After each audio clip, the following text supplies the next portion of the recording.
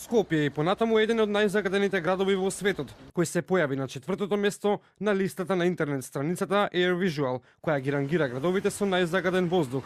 Додека во земјава надлежните се обидуваат да ја смират јавноста со краткорочни мерки, Европската комисија најавува тужба пред Европскиот суд против членките на Унијата кои не успеваат да го намалат загадувањето.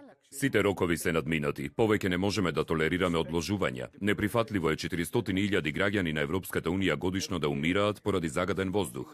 Губиме животи поради загадениот воздух. Мораме да ги заштитиме нашите граѓани. Ги повикувам сите земји членки да го решат проблемот со опасноста по живот со итност. Имаат уште една недела да ги подобрат своите предлози. Непочитувањето има правни последици.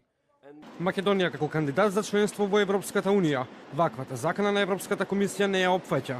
Одлуката на Европската Унија е дел од нивната легислатива, но сепак постапката за покренување на тужба против Македонија во Европскиот суд за човекови права за кршење на ратификуваните конвенции, уставот, човековите права и правата на детето останува отворена и зависи од исполнувањето на нашите барања од страна на владата, велат од коалиција О2.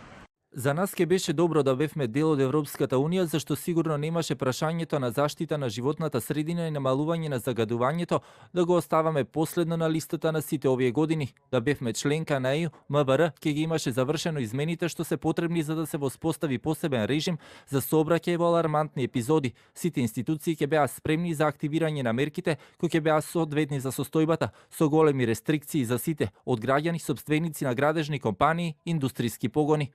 Загадениот воздух денеска во Приштина ги извади граѓаните на протест, а додека градските власти го ограничиле движењето на сите приватни автомобили во градскиот центар од 6 до 22 часот, а автобусите се бесплатни за граѓаните. Викендов протести против загадениот воздух се закажани за во Скопје, каде денес мерните станици повторно покажуваат високо ниво на загаденост.